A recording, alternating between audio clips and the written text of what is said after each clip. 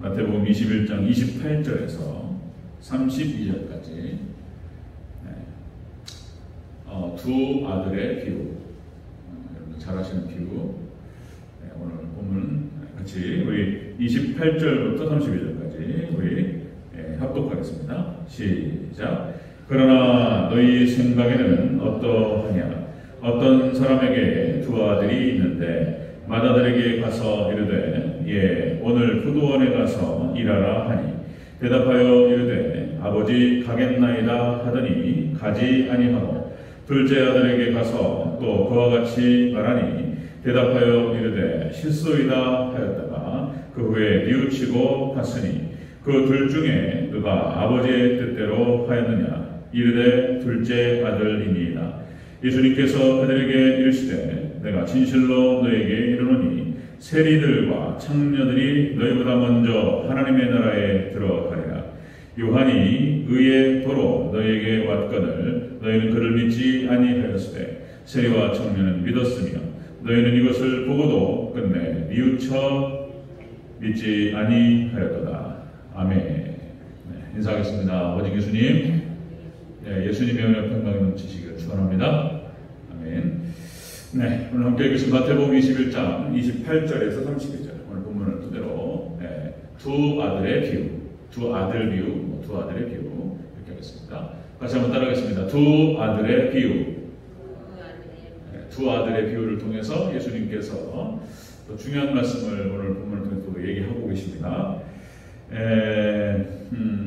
우리가 여기 이제 포도원, 성경에서 포도원이라고 하는 것은 이스라엘을 말하는 것이고, 그리고 또 교회를 상징하고 또 천국을 상징한다. 하나님의 나라 포도원 이렇게 말씀입니다. 여러분들 심령의 포도원에 심령의 포도원에 예수님의 은혜 천국이 임하시기를 주의 이름으로 축원합니다. 우리 심령의 포도원, 이 천국이죠, 천국. 예수님이 계실 때 거기가 예수님 계신 곳이 천국이다. 우리 심령에 딱 자리 잡고 계실 때, 그리고 우리 가정에 예수님이 지배하실 때, 그리고 또 교회, 또 우리 생업 사업체 다 마찬가지죠. 자, 여러분들 포도원 품꾼 비유를 통해서 우리가 말씀 나눴습니다. 포도원 품꾼 비유. 그래서 하나님께서 하나님의 나라를 세우시고 하나님께서 그 세우시는 과정에서 주의 종을 사용하신다 그랬습니다. 그래서 이른 아침 3시, 6시, 9시, 11시 이렇게 있죠.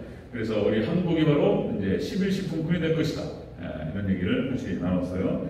그리고 하나님께서는 그렇게 충성스럽게 일한 주의 종들에게 상급을 허락하신다. 그래서 상급이 다 차이가 있다고 했어요. 상급이 다르고 하나님께서 기업이 다릅니다. 자, 우리가 지난주에 악한 농부의 비유를 통해서 말씀 나눴죠. 우리 바로 뒤에 있는 장입니다. 뒤에 있는 장인데 순서를 제가 바꿨어요. 구약의 이스라엘 백성들, 구약의 구약교회가 주의 종들을 핍박했다. 자, 그리고 예수님 당시 유대인들도 예수님을 죽였다. 이런 얘기죠. 자, 그래서 이 악한 자들을 하나님께 진멸하시고 심판하신다. 이런 말씀을 나눴습니다. 오늘 두 아들의 핵심이 뭐냐면 회개입니다. 회개. 하나님께서는 어쨌든 회개하고 돌이키는 자들을 무조건 받아주시고 하나님께 귀하게 사랑하셔요. 그 말씀을 오늘 본문에서 하시는 거예요. 여러분들 생명을 얻는 회개를 의지하시기를 주의 이름으로 축원합니다. 이제 그 얘기가 이제 나오는 겁니다. 다시 한번 쭉 살펴보도록 하겠습니다. 자, 두 아들의 비유 첫 번째. 자, 맏아들은 가서 일하겠다 하고 가지 않았습니다. 포도원에 가서 일하라. 이게 너무나 좋은 일인데 대답만 하고 가지 않았다는 것입니다. 우리 28절, 29절을 같이 읽겠습니다. 시작. 그러나 너희 생각에는 어떠하냐? 어떤 사람에게 두 아들이 있는데 맏아들에게 가서 이르되 예 오늘 포도원에 가서 일하라 하니 대답하여 이르되 아버지 가겠나이다 하더니 가지 아니하고. 아멘. 자, 이 말은 뭐냐면은 이 말씀은 예수님께서 비유로 말씀하시는 거예요. 자, 예수님 초림 시절, 예수님 당시에 유대인들이 예수님께 하나님께 불순종하였다는 것입니다. 자, 유대인들이 불순종했다. 여기서 가지 아니했다라고 했을 때 이 아니가다고 하는 말이 이게 강한 부정어가 들어가 있어요. 헬라어 언어에서 우라는 표현이 들어갑니다. 우. 이거는 영어식 표현으로 따진다면 never라는 뜻입니다. never. 결코 가지 않았다. 이런 뜻이에요. 그러니까 단정적으로 말만 하고 아버지 말씀을 어겨버렸어요. 예, 단정적인 딱 자르는 거예요.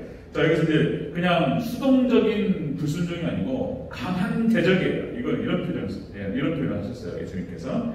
자, 그러니까 능동적으로 예수님 말씀, 하나님 말씀에 대적했고, 그리고 심지어는 예수님을 죽이기까지 했다. 이런 얘기예요. 자, 두 아들의 비유를 통해서 예수님께서 말씀하시는 거예요. 예수님 초림 당시 율법인들이 얼마나 예수님께 적대적이었고 하나님 말씀에 불순종했는지를 예수님께서 말씀하십니다. 안타까운 사실, 우리가 지금 새벽 예배 때도 좀 말씀을 나누고 있지만 하나님께서 얼마나 사랑하셨는가. 아브라함을 선택하시고, 그리고 이제 아브라함에게 축복하시고, 그리고 너와 네 자손에게 이 땅을 주리라 말씀하시고, 이삭에게 확인하시고, 야곱에게 확인하시고, 그리고 하나님께서 모세를 통해서 가나안 땅까지 인도하시고, 그리고 여호수아를 통해서 축복하시고, 뭐 이런 거예요. 그 땅을 하나님께서 그들에게 허락하셨어요. 너무나 기뻐하시는 백성. 자, 이사야서 43장에 나타났죠. 야곱아, 이스라엘아, 내가 너를 얼마나 사랑하는지. 하나님께서 절절해요. 하나님 백성에 대한, 이스라엘 백성들에 대한 하나님의 감정과 이 마음이 막 절절해요. 자, 우리가 이제 모세도 그런 얘기 하지만 여호수아, 우리가 이제 새벽에 말씀 나누는 것 중에 여호수아가 유언으로 말하는 거예요. 너희가 하나님을 사랑하고 하나님 말씀에 순종하라. 이렇게 이제 절절하게 표현합니다. 그런데 이스라엘이 하나님을 떠났다는 것입니다. 구약 이스라엘이 하나님을 떠났고 철저하게 타락했고 배교했고 불순종했다는 것입니다. 그래서 그렇게 해서 구약 선지자들을 죽이고 철저하게 하나님을 대적했어요. 자, 말라기 선지자, 여러분들 말라기 우리가 이제 구약 성경의 마지막이잖아요. 39번째. 말라기가 사람 이름인가요? 어떤 한 기간을 말하는 건가요? 뭐죠? 말라기가 사람 이름이에요. 이사야, 에레미야, 에스겔, 다니엘, 호세아, 요나, 이게 이제 사람 이름이에요. 말라기가. 하나님께서 말라기 선지자를 통해서 이렇게 말씀하셨어요. 자, 말라기 1장 7절에서 너희가 더러운 떡을 나의 제단에 드리고도 말하기를 우리가 어떻게 주를 더럽게 하였나이까 하는도다. 너희가 여호와의 식탁을 더럽혔도다. 하나님께 드리겠다고 뭘 가져왔는데 술 엄청나게 받았어. 그냥 먹다 남은 거 뭐 이런 거야. 찌끄레기 막 이런 거야. 하나님께 대한 정성이 다 끝나버렸어요. 나님께서 이렇게 말씀하시는 거예요. 그리고 나중에는 이렇게 말씀하세요. 말라기 1장 1절에서 5절 말씀에서 자, 너희가 나에 대한 나의 사랑을 잊어버렸다. 이렇게 말씀하시면서 이스라엘 안팎으로 해서 너희가 심판을 보리라. 이렇게 말씀하세요. 말라기에서 결국은 하나님께서 경고의 말씀과 심판으로 그렇게 끝나는 것을 볼 수 있습니다. 이게 무슨 말이냐면 이제 나중에는 이제 11조까지 나와요. 11조. 말라기에서 그런 말씀하십니다. 너희가 나의 식탁을 더럽혔다. 자, 여러분 신약 성경에 오면은 이제 세례 요한이 뭐 강력하게 얘기합니다. 세례 요한이 뭐 무섭게 얘기해요. 마지막 선지자죠.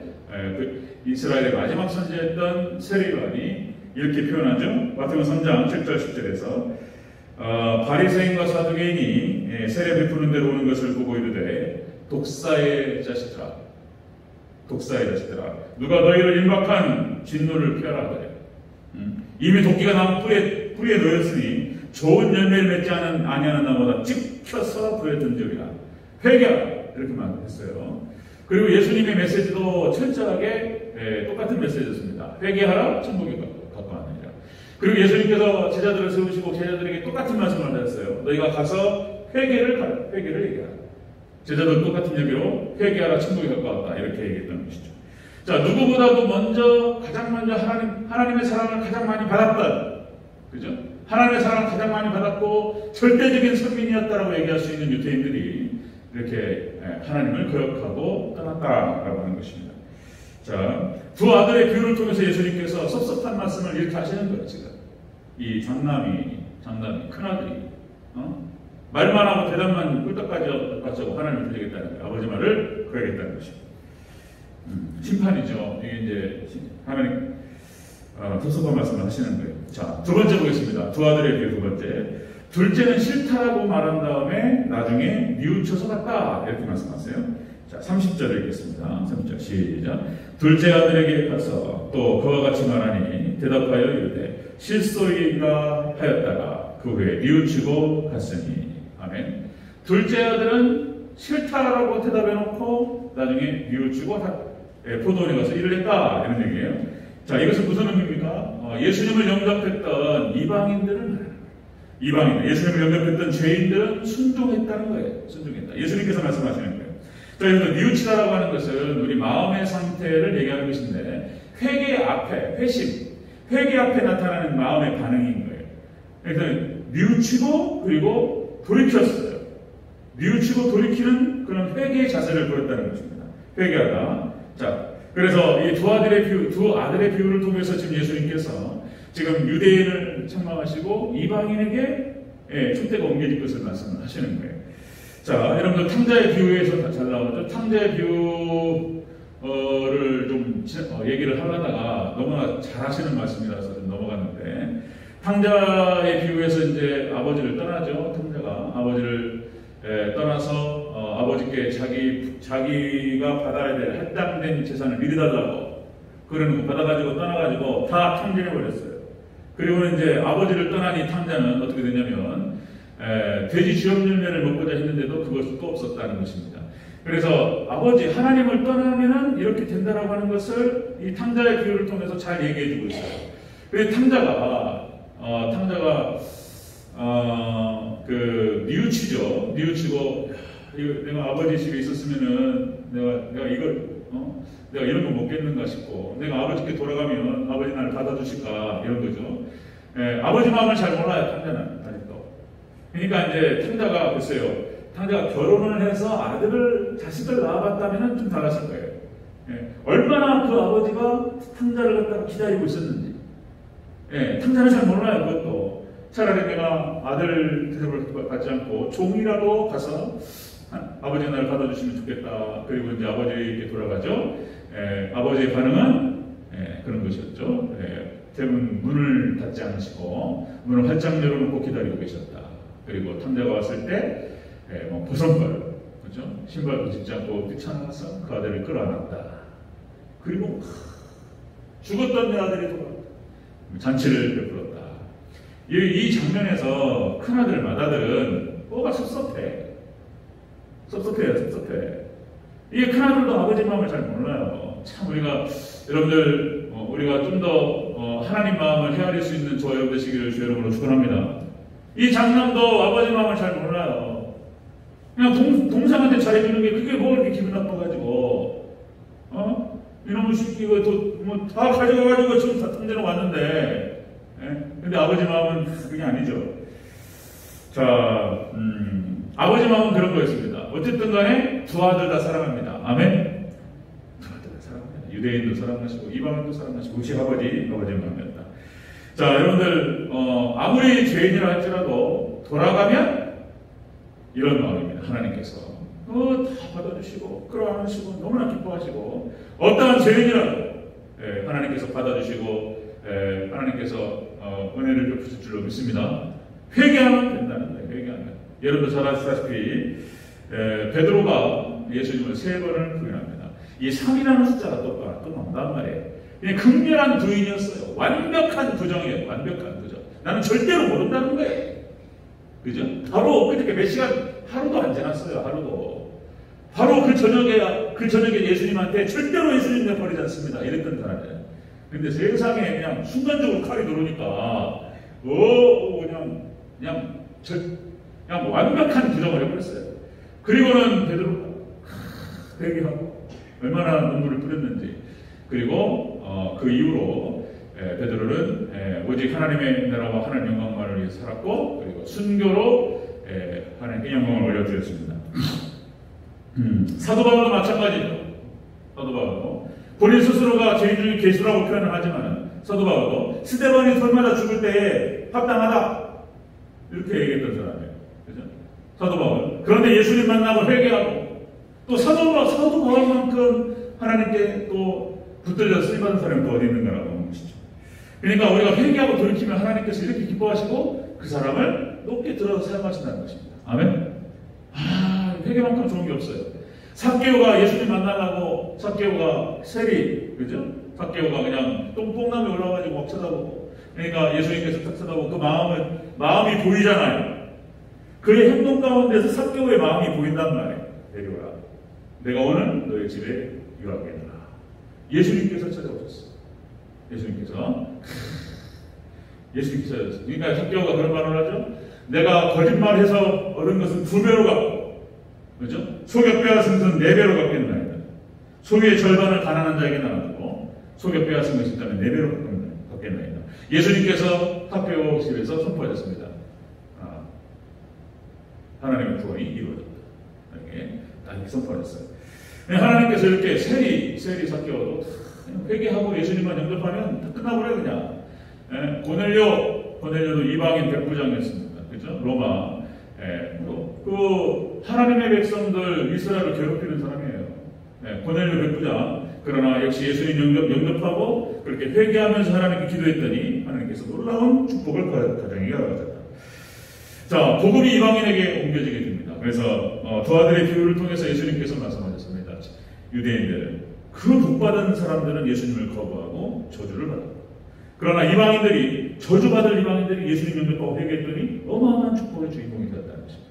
예수님께서 그 축복을 노골적으로 다시 강조하십니다. 노골적으로 두 아들의 비유 세 번째입니다. 세 번째, 세리들과 청년들 그들이 유대인 너희들보다 하나님 나라에 먼저 들어가리라. 이렇게 말씀하셨어요. 31절을 같이 읽겠습니다. 31절 시작. 그 둘 중에 누가 아버지의 뜻대로 하였느냐 이르되 둘째 아들이니이다.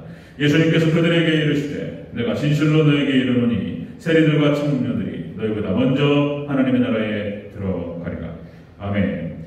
자, 세리들과 청년들이 먼저 하나님의 나라에 들어간다. 이것은 회개한 죄인들, 자, 아무리 죄인이라 할지라도 회개한 하나님께서 쓰신다는 거예요.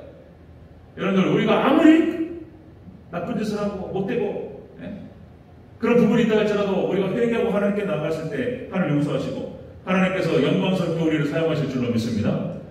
귀하게 쓰임받는 하나님 앞에 회개 열매를 맺고 귀하게 쓰임받는 저와 여러분 되시기를 주 여러분으로 축원합니다. 회개라는 회개. 여기서 먼저 들어가리라 이런 표현이 나오는데 먼저 들어가리라. 이것은 앞서다라는 뜻이 있습니다. 앞서다. 그리고 앞으로 인도하다 그런 뜻입니다. 하나님께서 이렇게 이방인들, 당시 이방인들이 뭡니까? 유대인들이 봤을 때는 세리와 창녀 이렇게 얘기하면 자극적이죠. 말의 표현이 자극적입니다. 사람 취급을 하지 않았습니다. 그죠? 사람 취급을 하지 않았습니다. 이방인도 사람 취급을 하지 않았습니다. 세리들은 당시에, 그러니까 로마 편에 있어서 자기 동족의 피를 빨아먹는 사람이었어요. 그러니까 우리가 소위 말해서 친일파라는 표현을 쓰는 건데, 로마파, 친로마파 사람들. 그러니까 유대인들이 봤을 때 이건 역적인 거예요. 반민족주의자들. 그러니까 그냥 이건 인간도 아닌 거예요. 세리. 인간 취급도 아니에요. 창녀, 인간 취급도 안 합니다. 이방인도 마찬가지예요. 이방인도. 사마리아 사람들 상종을 안 해요. 유대인들이. 상종을 안 해요. 북이스라엘 사람들. 북이스라엘과 남유다가 나뉘어가지고. 북이스라엘의 수도가 사마리아. 그러니까 북이스라엘에서 하나님 떠나가지고 이방 족속들하고 섞여가지고 혼합주의가 되어버렸어요. 그러니까 혼혈족이에요, 혼혈족. 그러니까 이방의 피가 섞여가지고 이건 인간도 아닌 거예요. 유대인들이 상종을 하지 않았다는 거예요, 상종을. 그렇게 상종도 하지 않는데 인간 취급도 하지 않았다는 사람들인 거예요. 그러나 그렇게 인간 같지도 않지만 하나님께 나와서 예수님을 영접하고 회개하면 하나님께서 놀랍게 쓰신다는 거예요. 믿습니까? 놀랍게 사용하신다는 거예요. 그 말씀을 하시는 거예요, 지금.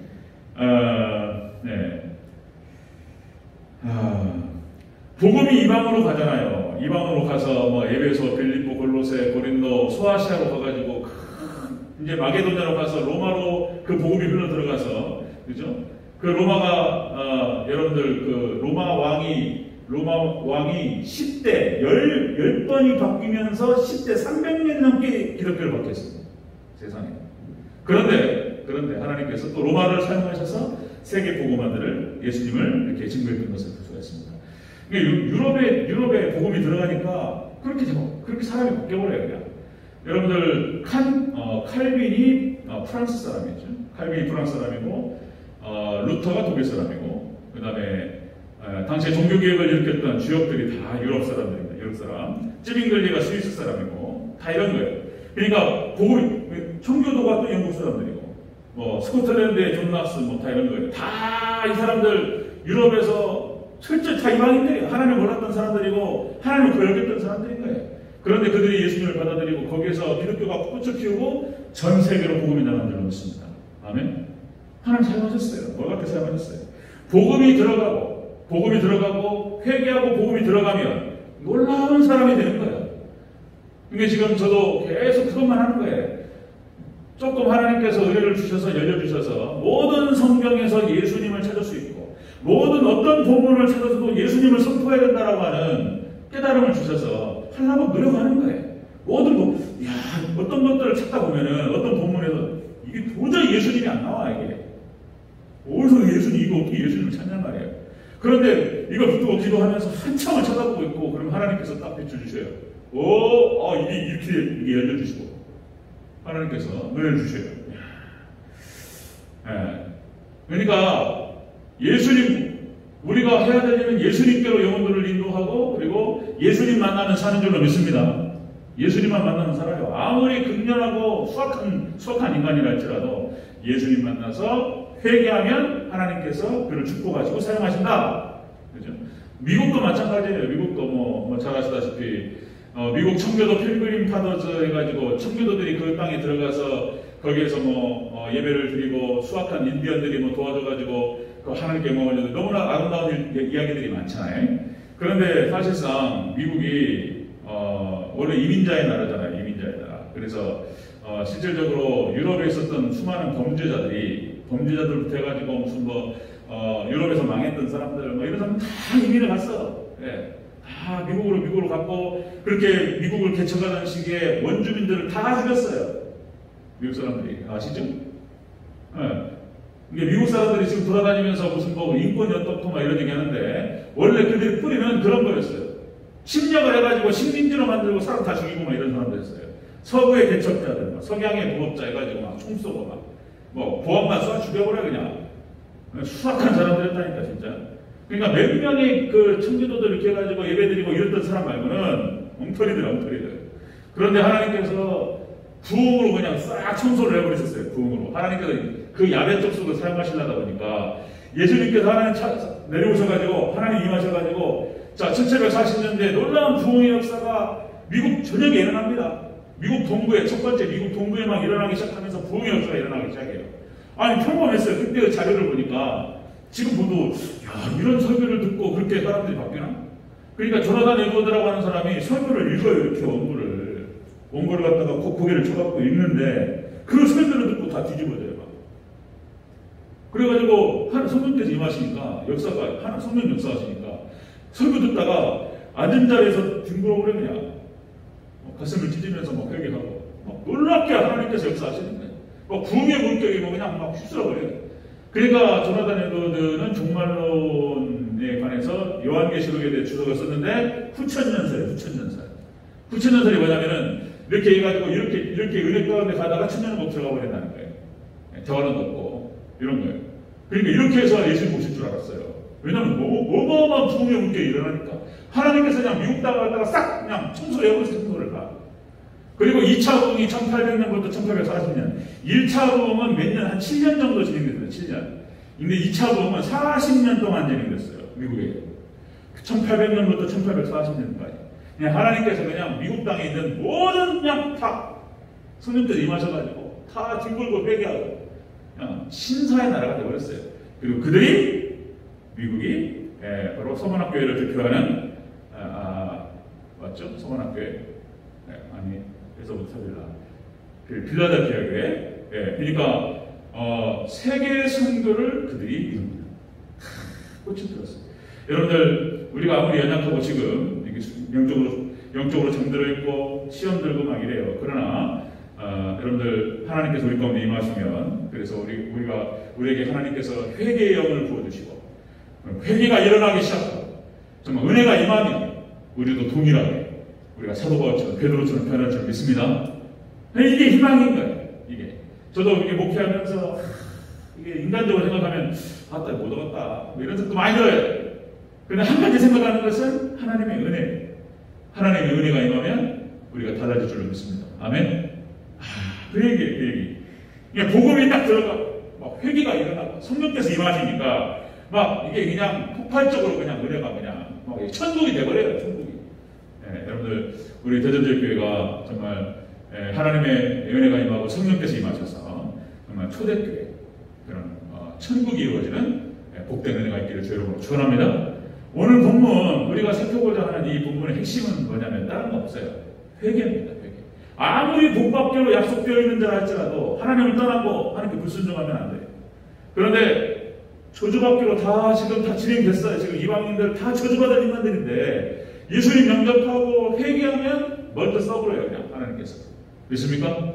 그것이 기독교 2000년 역사고 앞으로도 마찬가지다. 우리 개인도 마찬가지다. 그 사람의 그 사람의 기질과 그 사람의 재능과 다 따져가지고 그런 거 안 따져요. 하나님께서요. 그런 거 안 따져요. 베드로나 요한이 똑똑한 사람들이 아니었잖아요. 공부한 사람들도 아니고. 그런 거예요. 이게 별 볼 일 없는 사람인데 은혜 받으니까 기가 막힌 사람이 되어버리는 거예요. 믿습니까? 여러분들 기가 막힌 성도님들 되시기를 주 여러분으로 축원합니다. 오늘 핵심이 그거예요. 회개하고. 세리가 됐든 참녀가 됐든 엉터리가 됐든 간에 뉘우치고 하나님 죄송합니다. 뉘우치고 하나님께 나아가면 하나님께서 받아주시고 그리고 놀랍게 사용하실 줄로 믿습니다. 그렇게 여러분들 회개에 합당한 열매를 맺고 생명을 얻는 회개를 의지하시고 여러분들 다 희망이 있어요. 절망적인 사람 아무도 없는 거예요.